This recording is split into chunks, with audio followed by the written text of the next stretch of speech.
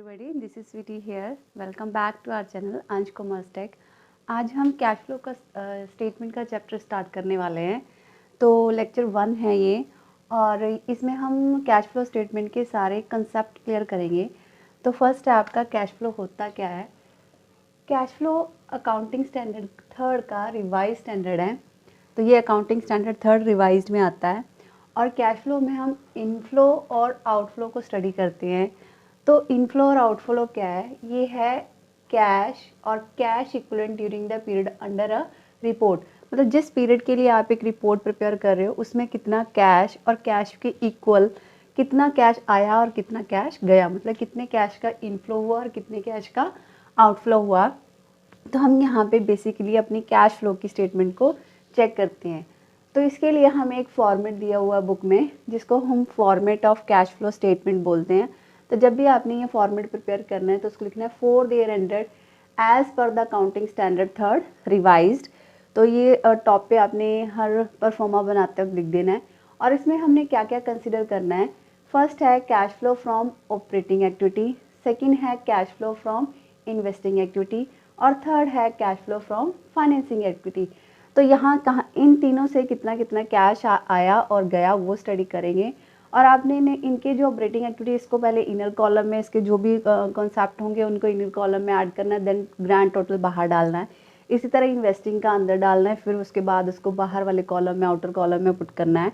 ऐसे फाइनेंसिंग की जो टोटल वैल्यूज आएगी उसको अंदर टोटल करना है, फिर उसके बाद उसको बाहर पुट करना है। तो इन सबको करने के बाद, मतलब इनों 3 पॉइंट को करने के बाद आपका 4th पॉइंट आता है नेट इंक्रीज और डिक्रीज, कुछ भी हो सकता है, in the cash and cash equivalent. कैसे आया वो? फर्स्ट ये वाला, सेकंड है ये वाला, मतलब इन्वेस्टिंग एक्टिविटी, और थर्ड आपकी फाइनेंसिंग। तीनों एक्टिविटी को ऐड करने के बाद आपका नेट इंक्रीज और decrease in cash and cash equivalent आ जाएगा। तो याद रखना, यहाँ पे ज़रूरी नहीं है कि ये सारे के सारे पॉजिटिव हों, ये कोई भी नेगेटिव भी हो सकता है और पॉजिटिव भी हो सकता है। तो डिपेंड करता है कि क्वेश्चन की स्टेटमेंट आपको कैसी आती है। नेक्स्ट है add the cash and cash equivalent in the beginning of the year. मतलब आपको जितने भी कैश और कैश इक्विवेलेंट की जो चीज़ें हैं और बिगिनिंग में, मतलब ओपनिंग में जितनी दी हैं, उसको इस ग्रैंड टोटल में ऐड कर दो। मतलब इन तीनों के टोटल में उसको ऐड कर देंगे। तो जो आंसर आएगा वो आपके कैश और cash equivalent at the end of the year या क्लोजिंग में जितना दिया होगा उसके इक्वल आएगा। आया समझ में आपको? पहले इन तीनों एक्टिविटी को ऐड करना है, जिससे आपका इंक्रीज डिक्रीज और कैश इक्विवेलेंट आ जाएगा। फिर उसके बाद आपने इसमें बिगिनिंग जितने भी कैश मतलब दिए हुए हैं उनको ऐड कर दो। तो जो आंसर होगा वो आपका क्लोजिंग कैश इक्विवेलेंट होगा। इसका मतलब का क्या है कि इसका आंसर भी आपको एंड में टैली हो जाएगा कि आप करेक्ट कर रहे हो या नहीं कर रहे हो। ठीक है, तो मैंने यहाँ पे ऑपरेटिंग वर्ड बोला कि cash flow from operating activity. तो ऑपरेटिंग एक्टिविटी में आपने कौन सा कैश देखना है? Principle of revenue producing activity. ये हमारी डे टू डे, जैसे सेल करी तो इनकम हुई, परचेज करी तो एक्सपेंस हुए, मतलब पेमेंट दी, और सैलरी पे करी तो ये एक्सपेंस हो गए। कुछ रिसीव करा, इंटरेस्ट रिसीव करा, या रेंट यहाँ सॉरी रेंट नहीं आएगा यहाँ पे, इंटरेस्ट वगैरह अगर हमारी फाइनेंसिंग कंपनी है तो इंटरेस्ट या डिविडेंड रिसीव करती हैं तो वो आपका ऑपरेटिंग एक्टिविटी में आ जाता है। नेक्स्ट है इन्वेस्टिंग एक्टिविटी। तो इन्वेस्टिंग एक्टिविटी में आपकी acquisition and disposal of long term assets, मतलब आपने कितनी एसेट खरीदी हैं और कितनी एसेट सोल्ड करी हैं, तो उससे भी आपका कैश आया होगा, तो वो यहाँ पे स्टडी होगा। इसके अलावा आपकी फाइनेंसिंग एक्टिविटी। फाइनेंसिंग एक्टिविटी का मतलब है change in the size and composition of the owners capital. कहने का मतलब इसमें जितनी भी आप size of owner of capital का मतलब आपकी equity, debt, long term loan, short term loans, debentures, preference shares कितना इंक्रीज हुए, कितने डिक्रीज हुए। तो कैसे इंक्रीज होते हैं? इशू करने से इंक्रीज हुए और रिडम्पशन से हमारे डिक्रीज हुए। और लोन लेने से, मतलब आपने लोन लिया है बैंक से तो आपका एक्टिविटी इंक्रीज हुई, लेकिन अगर रीपेमेंट ऑफ लोन किया तो आपकी एक्टिविटी डिक्रीज हुई। तो यहाँ पे हमने बेसिकली फाइनेंसिंग एक्टिविटी में हमने कैपिटल वगैरह चेक करनी है, इन्वेस्टिंग में हमने एसेट्स चेक करनी है, और ऑपरेटिंग एक्टिविटी में हमने ऑपरेटिंग एक्सपेंस और इनकम को चेक करना है। ठीक है, उसके बाद मैंने वर्ड 5th में यूज़ करा कैश एंड कैश इक्विवेलेंट। तो कैश एंड कैश इक्विवेलेंट में आपने बेसिकली क्या क्या ऐड करना है? पहला है cash in hand, cash at bank, current investment, cheque and draft on hands, short term deposit in banks and short term investment and marketable security. ये जो होते हैं ये इजीली कैश में जल्दी से जल्दी कन्वर्ट हो जाते हैं। तो ये सारे के सारे आपके कैश एंड कैश इक्विवेलेंट के माने जाएंगे। तो ये आपने सब ऐड करने हैं और यहाँ पे इसका ओपनिंग, ये जरूरी नहीं कि आपको क्वेश्चन में सारे दिए हों, कोई भी इसमें से 2-3 दिए जा सकते हैं। तो उसको यहाँ पे लिखोगे, उसी के क्लोजिंग को यहाँ चेक करोगे तो ये इक्वल आ जाएगा। ठीक है, तो ये है आपका कैश फ्लो स्टेटमेंट जिसमें है फॉर्मेट, और फॉर्मेट में ऑपरेटिंग इन्वेस्टिंग एक्टिविटीज़ हैं, तीनों को ऐड करा, जिसमें से मैंने beginning of cash equivalent add किया तो क्लोजिंग का आंसर आ गया। ये अब मैंने आपको मीनिंग बता दिया कि ऑपरेटिंग इन्वेस्टिंग और फाइनेंसिंग और कैश इक्विवेलेंट में हमने क्या स्टडी करना है। नेक्स्ट है, तो फर्स्ट स्टडी करते हैं कि ऑपरेटिंग एक्टिविटी क्या है। तो ऑपरेटिंग एक्टिविटी को हमने रेवेन्यू नेचर की इनकम और एक्सपेंस देखने हैं। तो ऑपरेटिंग एक्टिविटी 2 मेथड से होती है, डायरेक्ट मेथड से और एक इनडायरेक्ट मेथड से। तो डायरेक्ट मेथड हम बाद में करेंगे, किसी नेक्स्ट वीडियो में करेंगे, आज हम इनडायरेक्ट मेथड करने वाले हैं। तो इनडायरेक्ट मेथड जो है वो किसके ऊपर बेस्ड है, वो है आपकी फाइनेंशियल स्टेटमेंट के ऊपर बेस्ड। किसके ऊपर बेस्ड है, फाइनेंशियल स्टेटमेंट के ऊपर बेस्ड है। मतलब इनडायरेक्ट मेथड करने से पहले हमें फाइनेंशियल स्टेटमेंट पता होनी चाहिए कि क्या है। तो उसमें आती है स्टेटमेंट ऑफ P&L, तो जो हमारी रिवाइज स्टेटमेंट ऑफ P&L है वो पता होना चाहिए, हमें देखना आना चाहिए कि कौन सी इनकम और कैसे एक्सपेंस दिए हुए हैं। और दूसरा है हमारी बैलेंस शीट, तो बैलेंस शीट में आपकी किस तरह की बैलेंस शीट में इंफॉर्मेशन है, जैसे नोट टू अकाउंट में क्या क्या होता है, ये सारा कुछ आपको पता होना चाहिए। तो इनडायरेक्ट मेथड के लिए आपको पहले इन 2 कंसेप्ट को क्लियर करना ज़रूरी है। उसके बाद है cash flow from operating activity by indirect method. तो स्टार्ट करते हैं, फर्स्ट मेथड कैसे सॉल्व करते हैं। उसमें फर्स्ट नंबर पे लिखा है net profit before tax and extra ordinary item. Net profit before tax and extra ordinary item, तो उसमें जितने भी ये जो है हमें ये वर्किंग नोट से फाइंड आउट करना पड़ेगा। तो उसका वर्किंग नोट हम आगे के चल के करेंगे। तो पहले मैं आपको बता देती हूँ कि net profit before tax and extra ordinary first item होगी हमारी cash flow from operating activity की, जिसमें आपने एडजस्ट करनी है जितनी भी नॉन कैश और नॉन ऑपरेटिंग आइटम्स हैं। तो हम ऐड क्या करेंगे, ऐड करनी है आपने depreciation, goodwill, patent, trademarks, amortise मतलब write off, interest on bank overdraft, cash credit, interest on borrowing चाहे शॉर्ट टर्म है चाहे लॉन्ग टर्म है, interest on debentures, writing off underwriting commissions, writing off shares issue expense. ये सारे जब मैंने writing word या अमोर्टाइज वर्ड लिखे हैं तो ये रिड्यूस होने चाहिए। क्या होने चाहिए, ये रिड्यूस होंगे तो यहाँ पे आएंगे, अगर इंक्रीज हो रहे हैं तो यहाँ पे नहीं आएंगे, ये अदर एक्टिविटी में चले जाएंगे। नेक्स्ट है loss on sale of fix asset, increase in the provision for doubtful debts, right of प्रीमिलरी, फिर वही है अगर ये डिक्रीज हो रहे हैं तो यहाँ पे आएंगे। फॉरेन एक्सचेंज लॉसेस यहाँ पे आएंगे। Premium redemption of preference shares and debenture, ये डिपेंड अपॉन द क्वेश्चन है कि स्टेटमेंट क्या बोल रही है। नेक्स्ट है loss on the sale of investment. ठीक है, तो किसी भी तरह का लॉस, किसी भी तरह का राइट ऑफ, किसी तरह का इंटरेस्ट जो है वो आपका नेट प्रॉफिट बिफोर टैक्स या एक्स्ट्राऑर्डिनरी में जब एडजस्ट करेंगे नॉन कैश और नॉन ऑपरेटिंग उसमें ऐड हो जाएगा। और लेस करेंगे जैसे इंटरेस्ट पेड यहाँ पे पेड नहीं था हमारा, interest on interest on debenture यहाँ पे था, तो इंटरेस्ट इनकम बन गई, अगर इनकम है तो यहाँ पे आएगी। डिविडेंड इनकम है यहाँ पे आएगी। रेंटल इनकम मतलब रिसीव्ड वर्ड लिखा है तो यहाँ पे आएगी। जैसे लॉस ऊपर था तो प्रॉफिट है तो वो लेस हो जाएगा। यहाँ पे हमने increase in provision for doubtful debt लिखा था, यहाँ पे decrease in provision for doubtful debts आएंगे, तो ये चीज़ें लेस हो जाएंगी। तो इनको इस प्रॉफिट में ऐड करनी है, मतलब net profit before tax extra ordinary में ऐड किया। देखो मैंने इनर कॉलम में इनका टोटल किया, फिर इसको ग्रांड को बाहर डाला, इनका जैसे इनकम का ऐड किया, फिर इसको ग्रांड को बाहर डाला।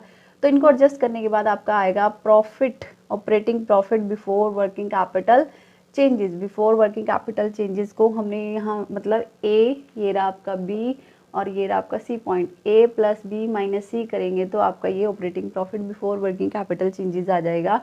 फिर उसके बाद वर्किंग कैपिटल का मतलब होता है करंट एसेट और करंट लाइबिलिटी को चेक करना।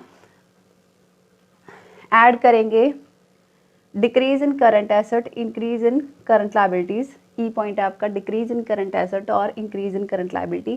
क्यों ऐड कर रहे हैं हम डिक्रीज इन करंट एसेट, देखो आपकी डेटर अगर 40,000 के थे, हम अज्यूम करते हैं कि डेटर आपके 40,000 के थे और ये अब 30,000 के रह गए हैं, तो इसका मतलब जो 10,000 के डेटर हैं उनसे आपको कैश मिल गया, तो कैश आया तो कैश को हम प्लस करेंगे। तो उसके बाद आपका operating profit before working capital change आ गया, जिसमें A plus B minus C, मतलब नेट प्रॉफिट में हमने एक्सपेंसेस को ऐड किया और इनकम को माइनस किया, तो ये आपका operating profit before working capital changes आ गया।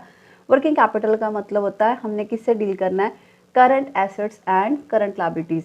तो यहाँ पे ऐड करेंगे डिक्रीज इन करंट एसेट और increase in current liability. Decrease in current asset क्यों ऐड कर रहे हैं, कैसे कैश आया, मान लो आपके जो डेटर हैं वो हैं 40,000 के शुरू में और आपके क्लोजिंग में 30,000, मतलब 10,000 के डेटर आपके कैश में कन्वर्ट हो गए, कैश आया, इस वजह से कैश को हमने प्लस कर दिया। और इसी तरह ऑपोजिट कर लो, क्रेडिटर थे 40 के, वो हो गए आपके 50,000 के, मतलब आपने कैश नहीं दिया, अभी भी आपकी पॉकेट में है, तो वो भी आपका प्लस हो जाएगा। तो ये यहाँ पे ऐड हो जाएंगे और लेस करेंगे वाइस वर्सा, क्योंकि डिक्रीज इन करंट एसेट है तो इंक्रीज इन करंट लायबिलिटीज यहाँ पे आपकी लेस हो जाएंगी। यहाँ इंक्रीज इन करंट लायबिलिटीज है तो डिक्रीज इन करंट लायबिलिटीज यहाँ पे आपकी लेस हो जाएगी।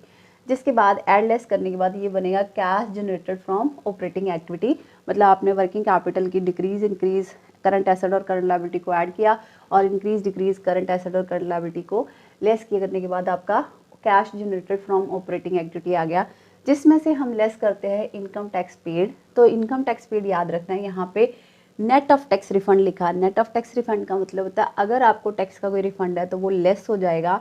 और दूसरी बात, अगर आपने टैक्स किसी अदर एक्टिविटी के लिए लिया, मतलब इन्वेस्टिंग एक्टिविटी के लिए टैक्स पे हुआ या फाइनेंसिंग, वो भी यहाँ से लेस हो जाएगा। ध्यान से सुनना कि अगर इनकम टैक्स पेड यहाँ पे लेस कर रहे हो तो अगर टैक्स का कोई रिफंड है तो वो लेस हो जाएगा। तो उसके बाद अगर इन्वेस्टिंग एक्टिविटी और फाइनेंसिंग एक्टिविटी, मतलब किसी और एक्टिविटी का अगर टैक्स पे हुआ है तो वो यहाँ से लेस हो जाएगा। यहाँ पे सिर्फ ऑपरेटिंग एक्टिविटी का ही टैक्स लेस होगा, ठीक है। तो ये आ गया cash flow before extra ordinary item. Less करने के बाद आपकी आइटम आ गई cash flow before extra ordinary item. तो एक्स्ट्रा ऑर्डनरी आइटम क्या होती हैं, वो होते हैं जैसे इंश्योरेंस क्लेम मिल गया आपको, या आपके कोई लॉस बाय फायर या एक्सीडेंट लॉस हो गया, तो ये एक्स्ट्रा ऑर्डिनरी आइटम होती है। उसकी ट्रीटमेंट को हम थोड़ा सा पेंडिंग रखते हैं क्योंकि उससे पहले हमें ये net profit before tax extra ordinary item को कैलकुलेट करना है। तो हम करते हैं कि फर्स्ट जो पॉइंट था मैंने बोला था ये वर्किंग नोट से बनेगा, तो वो कैसे करना है। Net profit before tax and extra ordinary item दो टाइप पे बेस्ड होता है। एक होता है as per the statement of P&L, कि आपने प्रॉफिट कहाँ से लिया है, प्रॉफिट से P&L स्टेटमेंट से लिया है या फ्रॉम बैलेंस शीट से लिया है। तो इसका बहुत डिफरेंस है, बच्चों को पता नहीं चलता कि कई बार कुछ आइटम्स क्यों प्लस करते हैं, कई बार नहीं करते हैं। तो उसका रीज़न ये होता है कि प्रॉफिट जो होता है स्टेटमेंट P&L से लिया है या स्टेटमेंट ऑफ बैलेंस शीट से लिया है। अगर P&L से लिया है तो हम प्रॉफिट से स्टार्ट करते हैं। तो ये मैं इसी पॉइंट का सॉल्व कर रही हूँ। As per the statement profit and loss, profit after tax and आपने as per the statement of P&L, मतलब P&L की स्टेटमेंट को चेक करके आपने आफ्टर टैक्स लिया है। आफ्टर टैक्स है क्योंकि हमें बिफोर टैक्स बनाना है, यहीं पे लिखा है बिफोर, इस वजह से हमने provision for tax made during the year add कर दिया। अगर चलो ये नेक्स्ट वीडियो में देखते हैं कि प्रोविजन फॉर टैक्स यहाँ पे कैसे लेना है। तो अभी आप यही समझ लो कि provision for income tax made during the year यहाँ पे ऐड होना है। इसके अलावा एक्स्ट्रा ऑर्डिनरी आइटम्स अगर डेबिट हुई हैं P&L में तो ऐड होती हैं। वो कौन सी हैं, लॉस बाय एक्सीडेंट, कि अगर लॉस बाय एक्सीडेंट या फायर हुआ है तो वो यहाँ पे ऐड हुआ। तो अगर यहाँ पे वो ऐड हो रहा है ना तो ऊपर वाले में वो लेस हो जाएगा। ऑपोजिट होता है, एक बार एक्स्ट्राऑर्डिनरी आइटम अगर ऐड हुई है तो नीचे यहाँ पे जब हम इनकम टैक्स के बाद जब भी एक्स्ट्राऑर्डिनरी आइटम आती है उसमें लेस कर देते हैं। इसके अलावा आपने रिफंड ऑफ इनकम टैक्स अगर कुछ दिया है P&L में डाला हुआ तो वो भी आपने लेस कर देना रिफंड, क्योंकि इनकम में इस वजह से लेस हुआ। इसके अलावा एक्स्ट्रा ऑर्डिनरी इनकम क्रेडिट हुई है, क्रेडिट का मतलब आपको इंश्योरेंस क्लेम मिला है, अगर इंश्योरेंस क्लेम मिला है तो यहाँ पे आपने लेस करना है। मतलब एक तरह के एक्सपेंसेस ऐड हुए और इनकम लेस हुई, ये दो एक्सपेंसेस आपने ऐड किए और दो इनकम लेस करी।